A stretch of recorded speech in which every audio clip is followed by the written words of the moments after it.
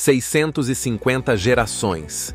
O Brasil antes dos europeus. Comentários sobre o livro, por Altair Salles Barbosa. No dia 17 de abril de 2024, na sede do Instituto Histórico e Geográfico de Goiás, foi lançado o livro 650 gerações. O Brasil antes dos europeus, dos autores Altair Salles Barbosa e Sandro Dutra e Silva. O livro resulta de um esforço conjunto entre o Instituto Altair Salles, a revista Chapuri e o Instituto Histórico e Geográfico de Goiás, IHGG. O texto a seguir é de autoria do professor Altair Salles Barbosa, sócio emérito do IHGG e membro do conselho editorial da revista Chapuri. O livro está sendo desdobrado em 10 volumes temáticos diferentes, em forma de revista, para atingir um público mais amplo. Quando do primeiro contato com os indígenas Uru, Eu, Uau, Uau, totalmente desconhecidos da comunidade científica brasileira e considerados isolados e hostis pelos conceitos da FUNAI, após muito tempo de espera nos acampamentos dos Planaltos de Alta Lídia, em Rondônia, fomos convidados a visitar uma aldeia com cerca de 8 ocas, sendo que cada uma abrigava um clã. Ao adentrarmos na primeira oca, após 2 dias de caminhada, um fato chamou a atenção. Era tamanha a quantidade de panelas e outros utensílios de alumínio que causou surpresa em todos os componentes da expedição, por se tratar de um grupo considerado isolado, sobre o qual, até então, nada se sabia sobre a língua e outros costumes. Aquela situação me causou uma série de indagações sobre conceitos, passado e futuro dos povos indígenas do Brasil.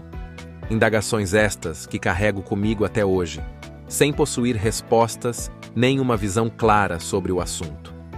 Tendemos a encarar determinados trabalhos de pesquisa como tarefas desagradáveis, apesar de a necessidade de resolver problemas intrincados constituir um desafio criativo. Assim surgiram a necessidade e a ousadia de escrever este livro, cujo objetivo primordial é demonstrar que os povos indígenas que sobrevivem hoje são descendentes de populações que chegaram ao território brasileiro no final do último glacial, mas que tiveram que desenvolver processos culturais cujos esboços traziam do Velho Mundo e que foram adaptados às novas exigências de um novo e complexo ambiente.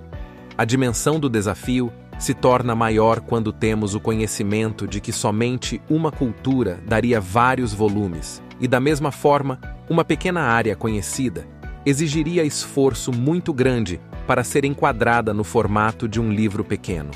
Outro desafio de tamanha envergadura refere-se ao corpo metodológico que a antropologia define como analogia etnográfica, ou seja, buscar estabelecer as relações entre os povos da pré-história e os povos que sobrevivem atualmente, notadamente descendentes diretos ou indiretos dos povoadores mais antigos. Embora os dados concretos para ligar os fenômenos pré-coloniais com os coloniais ainda sejam muito escassos, há um fato que é de grande importância. Seria difícil explicar que a população horticultora encontrada pelos primeiros bandeirantes, firmemente estabelecida no local, não fosse a que ali se desenvolveu nos séculos anteriores. Também não se pode aceitar o argumento de que a colonização do litoral pelos europeus já tenha afetado os grupos indígenas na sua estrutura demográfica e cultural, ou que os tenha tornado instáveis antes de os colonos os alcançarem diretamente. O comportamento pacífico de alguns grupos interioranos durante os contatos iniciais com o colono poderia ser indício de que a instabilidade, e com isso o conflito, ainda não se tinham instalado como consequência da insegurança provocada posteriormente pelo branco. As bandeiras chegaram à região rapidamente em busca de mão de obra, ouro e pedras preciosas, não dando tempo de outra onda de desestruturação atingir o local antes deles. Esses contatos diretos dos bandeirantes, que ainda encontram as tribos plenamente instaladas, com suas aldeias, seus roçados, seus campos de caça e coleta, como haviam sido em épocas anteriores, provocam não só uma desagregação social, mas também a diminuição da população por escravização, guerras, doenças e ainda a deterioração econômica, com a ocupação de espaços vitais para os cultivos, com a pilhagem das roças, a desorganização dos espaços de cada aldeia, levando os grupos à guerra, primeiro contra os arraiais brancos, mas logo também entre si. Se fosse possível ter uma etnografia das populações no momento inicial do contato, realizado pelos bandeirantes paulistas, certamente ter-se-ia uma visão mais completa da vida pré-colonial. A imagem que os viajantes e etnógrafos do século XIX oferecem das populações então sobreviventes, com absoluta certeza, já é falsa, porque o impacto violento da colonização, primeiro desestruturando e depois reestruturando a sociedade, a economia e talvez partes consideráveis da cultura, já havia sido absorvido. Fato é que os seus descendentes que hoje sobrevivem, na medida em que levam uma vida tribal, devem ter reorganizado mais de uma vez a sua sociedade e a sua cultura com os restos que salvaram do impacto colonial, readaptando-as dentro das novas condições e necessidades. Por isso, mais que uma verdadeira continuidade cultural, deve-se imaginar uma continuidade populacional que em nenhum momento enfrentou maior desafio e foi obrigada a maior criatividade que nos séculos de expansão colonial. Outro obstáculo, no sentido de construir uma correlação entre os grupos que constituem os povoadores mais recuados no tempo e os povoadores que conseguiram sobreviver até os tempos atuais, refere-se às denominações atuais, oficializadas pelos diversos órgãos governamentais, religiosos e, mais recentemente, por entidades da sociedade civil. Essas denominações foram atribuídas aos grupos por outros povos indígenas da vizinhança que as passavam para os colonizadores, para as frentes de atração ou para os primeiros viajantes e religiosos, e na maioria das vezes não refletem a verdadeira identidade do grupo.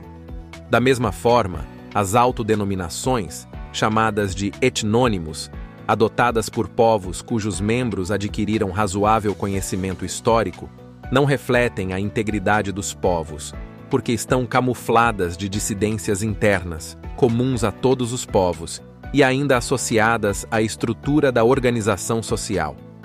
A solução encontrada foi utilizar os conceitos de períodos cronológicos e culturais. As configurações ambientais que caracterizam o final do Pleistoceno e sua evolução até os quadros paisagísticos atuais são colocadas nos primeiros capítulos, pois servem de embasamento para diversos entendimentos. Por fim, são ressaltadas as populações que caracterizam os povos indígenas atuais, agrupados em 3 tabelas. Primeiro, por troncos linguísticos, segundo, por localização geográfica e terceiro, por ordem alfabética. O objetivo dessas tabelas é demonstrar a complexidade e a variedade dos povos indígenas que habitam o território brasileiro no século XXI. Notadamente, com o desenvolvimento da arqueologia, da etnologia, da história e das ciências ambientais, muita coisa será alterada com novos dados que possivelmente virão. Mas certamente este livro constituirá um alicerce para uma compreensão global da cultura brasileira, pois a verdade deverá sempre ser mais estimulante que a fantasia. Em síntese, este pequeno livro reflete o complexo povoamento do território brasileiro pelos povos indígenas, desde os primórdios até os tempos atuais.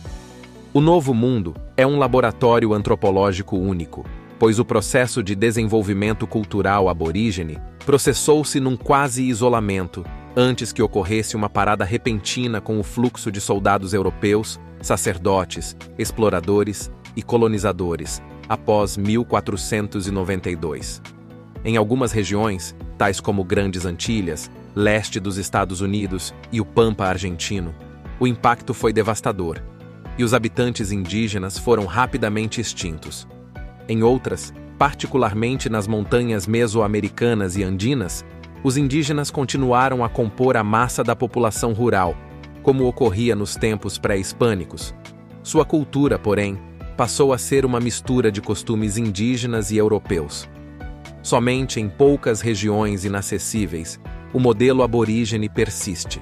Nas planícies norte-americanas, onde antes pastavam mais de 50 milhões de bisontes, hoje 50 milhões de automóveis abarrotam as estradas.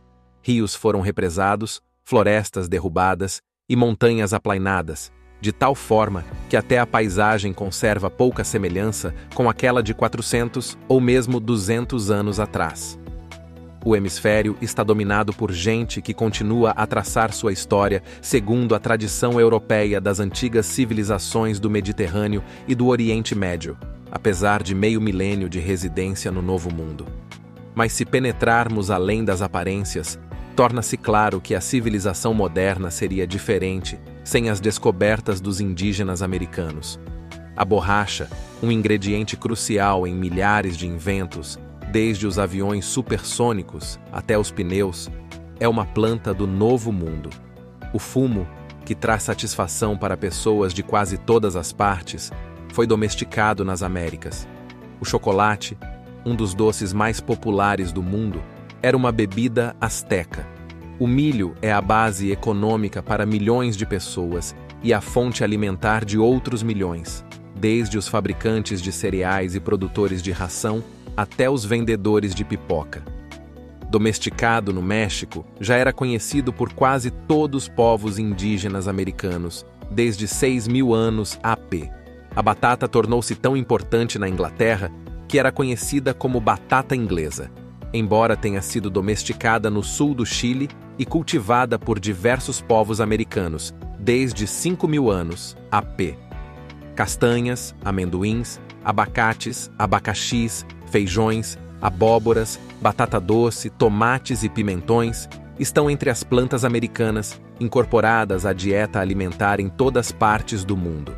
Por fim, a mandioca, que pode ser consumida crua, cozida, assada, etc., com seus inúmeros derivados como a crueira, a puba, o polvilho, o beiju e a farinha, o primeiro alimento desidratado da humanidade. A lista pode ser acrescida ainda com diversas plantas medicinais incorporadas na Farmacopeia Universal. Tudo isso está completamente integrado de tal forma à civilização moderna que chegamos a esquecer que são contribuições dos povos indígenas. Além desse impacto material em nossa vida cotidiana, a pré-história do Novo Mundo oferece uma contribuição de natureza mais teórica, talvez, em última análise, mais significativa. Na medida em que a cultura mundial aumenta em complexidade, sua influência sobre a humanidade se torna mais crítica. As nações são impelidas a rumos que escapam ao controle de seus líderes. Ao mesmo tempo, grande contingente populacional se encontra envolvido nas trevas da falta de conhecimento.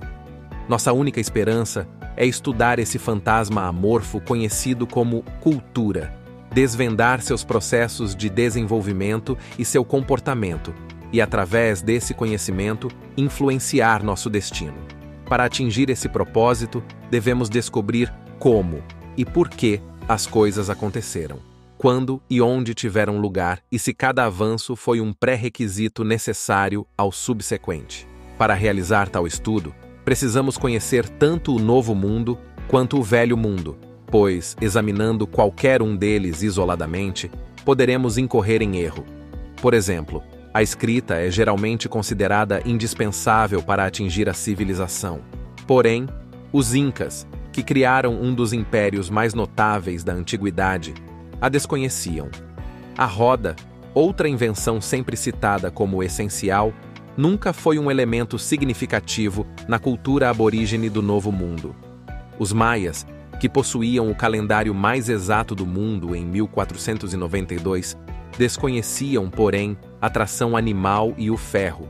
A comparação cuidadosa do desenvolvimento cultural nos dois hemisférios é, portanto, a única maneira pela qual os fatores decisivos podem ser isolados e julgadas as hipóteses sobre o significado relativo das diferentes situações ambientais, sociais e históricas.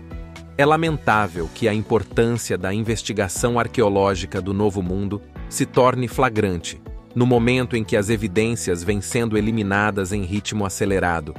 Em poucas décadas, a expansão das cidades, a agricultura, as barragens e as estradas terão destruído muitos sítios importantes. À medida que este processo avança, diminuirão as oportunidades de se reconstruir em detalhes a pré-história do Novo Mundo. Se os dados não forem coletados antes do registro se tornar muito fragmentário para ser lido com segurança, a humanidade terá perdido uma das chaves mais preciosas de sua autocompreensão. Altair Salles Barbosa, arqueólogo, antropólogo, sócio titular do Instituto Histórico e Geográfico de Goiás, pesquisador do CNPq, conselheiro da revista Chapuri desde dezembro de 2014, pesquisador convidado da Universidade Evangélica de Goiás.